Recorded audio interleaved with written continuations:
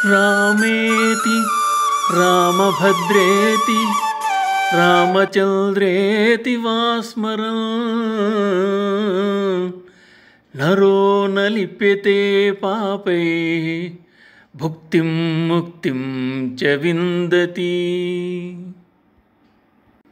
శ్రీమద్ రామాయణము బాలకాండము 48-49 సర్గలు. ప్రస్తుత భాగంలో అహల్యా శాప వృత్తాంతం, శాప విముక్తి వింటారు. విశాల నగరంలో సుమతి మహారాజు నుండి గౌరవ సత్కారాలను అందుకున్న విశ్వామిత్రుడు, రామలక్ష్మణులు, ఇతర మునులు ఆ రోజు రాత్రి అక్కడే గడిపి మర్నాడు మిథిలా నగరానికి బయలుదేరారు. మిథిలా నగరానికి సమీపంలో ఉన్న వనములో వారు ఒక ఆశ్రమాన్ని చూశారు. ఆ ఆశ్రమం పురాతనమైనదిగా, రమణీయమైనదిగా కనిపించింది. అయితే ఆ ఆశ్రమంలో ఎవరూ నివసిస్తున్నట్లుగా లేరు, నిర్జనమై ఉంది. అది చూచి రామచంద్రుడు విశ్వామిత్రునితో, మహర్షి, ఇక్కడ ఈ ఆశ్రమం చాలా కాలం నుండి ఉన్నట్లు తోస్తోంది, కానీ మునులెవ్వరూ కనిపించటం లేదు, కారణమేమి అని పలికి వివరమును చెప్పమని కోరాడు. విశ్వామిత్రుడు, రామా, ఇది మహాత్ముడైన గౌతమ ముని ఆశ్రమం. ఒకప్పుడు ఈ ఆశ్రమం నిత్యము పూజలతో, మునుల సందడితో, మంత్రోచ్చారణలతో మారుమ్రోగుతుండేది. దేవతల పూజలు సైతం అందుకుంది.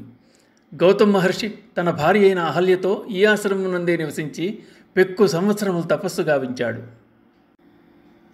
సృష్టికర్త అయిన బ్రహ్మ అహల్యను అత్యంత సౌందర్యవతిగా సృష్టించాడు. ఎటువంటి వంకర లేని స్త్రీగా మలిచాడు. అహల్యా ద్రౌపదీ సీత తారా మండోదరీ తథా పంచకన్యా స్మరేన్నిత్యం మహాపాతకనాశిని అని 5 కన్యలను స్మరించడం ద్వారా పాపాలన్నీ తొలగిపోతాయి అంటారు. ఈ వనితలు ధర్మం, నైతికత మరియు త్యాగాలకు ప్రతీకలుగా పరిగణించబడ్డారు. ముల్లోకాలకు అధిపతి కావచ్చు, అయినా ఆమె అందాన్ని చూచి శచీపతి ఇంద్రుడు అహల్యను మోహించాడు. ఆశ్రమంలో గౌతముని లేని సమయం చూసుకుని గౌతముని వేషంలో ఆశ్రమంలోకి చొరబడ్డాడు ఇంద్రుడు. అహల్య తన తపశ్శక్తితో అతన్ని స్వర్గాధిపతి ఇంద్రునిగా గుర్తించింది. తాను వచ్చిన కారణాన్ని వెల్లడి చేశాడు ఇంద్రుడు. దేవతలకు ప్రభు అయిన ఇంద్రుడు ఇలా మాట్లాడుతున్నాడేమిటి అని తలచిన అహల్య అతడితో, సురశ్రేష్ఠ, నా దాంపత్య జీవితంలో నేను సుఖ సంతోషాలతో ఉన్నాను. నీవు ఇలా రావడం భావ్యం కాదు. నీ గౌరవం నిలుపుకో, నా గౌరవాన్ని నిలబెట్టు అని పలికింది. ఆమె విశిష్టతకు సంతోషించిన ఇంద్రుడు గౌతముని వస్తాడన్న భయంతో ఆశ్రమం నుండి బయటకు వచ్చాడు. అంతలో గౌతముని ఆశ్రమానికి రానే వచ్చాడు. తన రూపంలో ఉన్న ఇంద్రుని చూచి తపోసంపన్నుడైన గౌతముడు విషయం గ్రహించాడు. ఇంద్రుని దుష్ప్రవర్తనకు ఆగ్రహించి అతడిని విగత వృషణులో కమ్మని శపించాడు. అహల్యను చూచి రోషంతో గౌతముడు ఆమెను అదృశ్య రూపంలో బూడిదచే కప్పబడి ఈ ఆశ్రమమునందే ఎవరికీ కనపడకుండా పడి ఉండమని, తపస్సు చేస్తూ అన్నపానాదులు లేక వాయుభక్షణ చేసి తప్పించమని చెప్పించాడు. అయితే గౌతముడు ఆమెతో, దశరథుని కుమారుడు శ్రీరామచంద్రుడు ఈ వనమును దర్శించినప్పుడు అతడి పాదస్పర్శితే శాపవిముక్తిని పొంది నీ రూపము నీకు తిరిగి రాగలదు, పిమ్మట పవిత్రురాలవై నన్ను చేరగలవు అని శాపవిముక్తిని తెలియజేశాడు. తరువాత గౌతముడు తాను ఇంద్రుని అహల్యను శపించిన పాపం తొలగించుకొనుట కొరకై తపస్సు చేసేందుకు పవిత్ర హిమాలయాలకు వెళ్ళిపోయాడు. గౌతముని శాప కారణంగా వృషణములను పోగొట్టుకున్న ఇంద్రుడు అప్పటి నుండి మేషవృషుడయ్యాడు. శ్రీరామచంద్ర, ఇప్పుడు అహల్య శాప విమోచనానికి సమయం ఆసన్నమైంది కనుక పుణ్యాత్ముడైన గౌతముని ఆశ్రమను ప్రవేశించి నీ పాదస్పర్శతో అహల్యను శాప విముక్తురాలిని గావించి ఆమెను తరింపజేయి అన్నాడు విశ్వామిత్రుడు. విశ్వామిత్రుని ఆదేశమును అనుసరించి రామభద్రుడు ఆశ్రమమును ప్రవేశించాడు. తపప్రభావమున కాంతిమయమై ఉన్న అహల్యను గాంచాడు. రాముడు అడిగిన వెంటనే అహల్య శాప విముక్తి పొందింది. అప్పటి వరకు గౌతముని శాప ప్రభావంతో అదృశ్య ఉన్న అహల్య తిరిగి తన రూపాన్ని సంతరించుకుంది. ఆమె తన ఆశ్రమాన్ని పావనం చేసిన రామలక్ష్మణులకు పాదాభివందనం అందించి వారికి అతిథి సత్కారాలు నెరపింది. అప్పుడు పైనుండి దేవతలు దుందుబులు మ్రోగించారు, పూలవర్షం కురిపించారు, గంధర్వులు గానం చేశారు, అప్సరలు నృత్యం గావించారు. తన ఆశ్రమానికి శ్రీరాముడు విచ్చేసిన సంగతి గ్రహించి గౌతముని ఆశ్రమానికి చేరుకున్నాడు. అహల్య శాప విమోచనం పొందినందుకు హర్షం వ్యక్తం చేసి అహల్యతో కూడి శ్రీరామచంద్రుని పూజించి ఆశ్రమమునందే తపోనిమగ్నుడయ్యాడు. తదనంతరం శ్రీరామచంద్రుడు లక్ష్మణునితో కలిసి విశ్వామిత్రుని వెంట మిథిలా నగరానికి బయలుదేరాడు. ఇప్పుడు 48, 49 సర్గల్లోని శ్లోకాలు వింటారు. పృష్ట్వా తు కుశలం తత్ర పరస్పర సమాగమే కథాంతే సుమతిర్వాక్యం వ్యాజహార మహామునిం. ఇమౌ కుమారౌ భద్రంతే దేవతుల్య పరాక్రమౌ గజసింహగతి వీరౌ శార్దూల వృషభోపమౌ పద్మపత్ర విశాలాక్షౌ ఖడ్గతూణీ ధనుర్ధరౌ అశ్వినావివ రూపేణ సముపస్థిత యవ్వనౌ యదృచ్ఛయేవ కాం ప్రాప్తౌ దేవలోకాదివామరౌ కథం పద్భ్యామిహ ప్రాప్తౌ కిమర్థం కస్యవామునే. భూషయంతావిమం దేశం చంద్రసూర్యావివాంబరం పరస్పరస్య సదృశౌ ప్రమాణేంగితచేష్టితైః కిమర్థం చ నరశ్రేష్ఠౌ సంప్రాప్తౌ దుర్గమే పథి వరాయుధధరౌ వీరౌ శ్రోతుమిచ్ఛామి తత్వతః. తస్య తద్వచనం శ్రుత్వా యథావృత్తం న్యవేదయత్ సిద్ధాశ్రమనివాసం చ రాక్షసానాం వధం తథా. విశ్వామిత్రవచః శ్రుత్వా రాజా పరమహర్షితః అతిథి పరమౌ ప్రాప్తౌ పుత్రౌ దశరథస్య తౌ పూజయామాస విధివత్ సత్కారార్హౌ మహాబలౌ.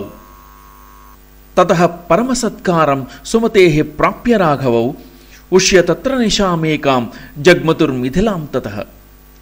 తాం దృష్ట్వా మునయః సర్వే జనకస్య పురీం శుభాం సాధు సాధ్వితి శంశంతో మిథిలాం సమపూజయన్. మిథిలోపవనే తత్ర ఆశ్రమం దృశ్య రాఘవః పురాణం నిర్జనం రమ్యం పప్రచ్ఛముని పుంగవం. శ్రీమదాశ్రమ సంకాశం కిన్వితం మునివర్జితం శ్రోతుమిచ్ఛామి భగవన్ కస్యాయం పూర్వ ఆశ్రమః. తచ్ఛ్రుత్వా రాఘవేణోక్తం వాక్యం వాక్య విశారదః ప్రత్యువాచ మహాతేజ విశ్వామిత్రో మహామునిః. హంతతే కథయిష్యామి శృణు తత్వేన రాఘవ యస్యైతదాశ్రమపదం శప్తం కోపాన్ మహాత్మనా. గౌతమస్య నరశ్రేష్ఠ పూర్వమాసీన్ మహాత్మనః ఆశ్రమో దివ్యసంకాశః సురైరపి సుపూజితః.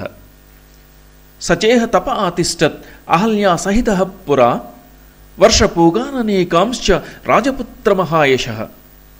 తస్యాంతరం విదిత్వాతు సహస్రాక్షస్సచీపతిః మునివేషధరో అహల్యాం ఇదం వచనమబ్రవీత్. ఋతుకాలం ప్రతీక్షంతే నార్థినః సుసమాహితే సంగమం త్వహమిచ్ఛామి త్వయా సహ సుమధ్యమే. మునివేషం సహస్రాక్షం విజ్ఞాయ రఘునందన మతిం చకార దుర్మేధా దేవరాజకుతూహలాత్. అథాబ్రవీత్ సురశ్రేష్టం కృతార్థేనాంతరాత్మనా కృతార్థాస్మి సురశ్రేష్ఠ గచ్చ శీఘ్రమితః ప్రభో.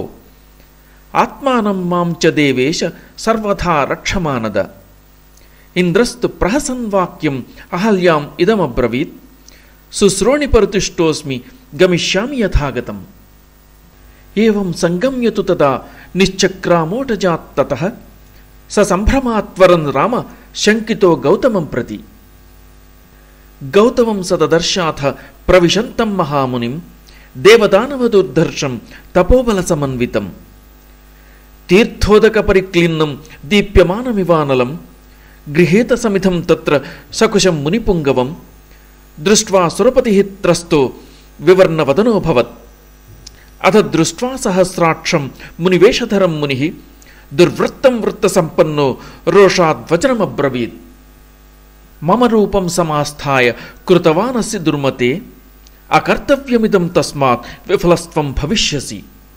గౌతమేనైవ ముక్తస్య సరోషేణ మహాత్మనా పేతతుర్వృషణౌ భూమౌ సహస్రాక్షస్య తత్క్షణాత్. తథా శప్త్వా స వైశక్రం అహల్యామపి శప్తవాన్ ఇహ వర్షసహస్రాణి బహూని త్వం నివస్యసి. వాయుభక్షా నిరాహారా తప్యంతి భస్మశాయిని అదృశ్యా సర్వభూతానాం ఆశ్రమేస్మిన్ నివత్స్యసి. యదా చైతద్వనం ఘోరం రామో దశరథాత్మజః ఆగమిష్యతి దుర్ధర్షః తదా పూతా భవిష్యసి. తస్యాతిథ్యేన దుర్వృత్తే లోభమోహ వివర్జిత మత్సకాశే ముదాయుక్త స్వం వపుర్ధారయిష్యసి. ఏవముక్త్వా మహాతేజ గౌతమో దుష్టచారిణీం ఇమమాశ్రమముత్సృజ్య సిద్ధచారణ సేవితే హిమోత్శిఖరే పుణ్యే తపస్తేపే మహాతపాః. ఇత్యార్షే శ్రీమద్రామాయణే వాల్మీకీయే ఆదికావ్యే బాలకాండే 48 సర్గః. వాల్మీకి మహర్షి విరచితమై ఆదికావ్యమైన శ్రీమద్రామాయణమునందలి బాలకాండమునందు 48వ సర్గము సమాప్తము. అఫలస్తు తతశక్రో దేవాన్ అగ్నిపురోధసః అబ్రవీత్రస్తవదనః సర్షి సంఘాన్ సచారణాన్. కుర్వతా తపసో విఘ్నం గౌతమస్య మహాత్మనః క్రోధముత్పాత్య హి మయా సురకార్యం ఇదం కృతం. అఫలోస్మి కృతస్తేన క్రోధాత్ సా చ నిరాకృతా శేపమోక్షేణ మహతా తపోశ్చాపహృతం మయా. తస్మాత్ సురవరాः సర్వే సర్షి సంఘాः సచారణాः సురసాహ్యకరం సర్వే సఫలం కర్తుమర్హథ. శతక్రతోర్వచ శ్రుత్వా దేవాः సాగ్నిపురోగమాః పితృదేవానుపేత్యాహుః సహ సర్వైర్మరుద్గణైః. అయం మేషః సవృషణః శక్రో హ్యవృషణకృతః మేషస్య వృషణో గృహ్య శక్రాయాసు ప్రయచ్చత. అఫలస్తు కృతో మేషః పరాం తుష్టిం ప్రదాస్యతి భవతాం హర్షణార్థాయ ఏ చ దాస్యంతి మానవాః. అగ్నేస్తు వచనం శ్రుత్వా పితృదేవాः సమాగతాః ఉత్పాట్య మేషవృష్ణౌ సహస్రాక్షేన్యవేశయన్. తదా ప్రభృతికాకుస్థ పితృదేవాः సమాగతాః అఫలాన్ భుంజతే మేషాన్ ఫలైస్తేషాం అయోజయన్. ఇంద్రస్తు మేషవృష్ణః తదా ప్రభృతిరాఘవ గౌతమస్య ప్రభావేన తపసశ్చ మహాత్మనః. తదా గచ్చ మహాతేజ ఆశ్రమం పుణ్యకర్మణః తారయైనాం మహాభాగాం అహల్యాం దేవరూపిణీం. విశ్వామిత్రవచః శ్రుత్వా రాఘవः సహ లక్ష్మణः విశ్వామిత్రం పురస్కృత్య తమాశ్రమమథావిశత్. దదర్శ చ మహాభాగాం తపసా జ్యోతితప్రభాం లోకైరపి సమాగమ్య దుర్నిరీక్షాం సురాసురైః.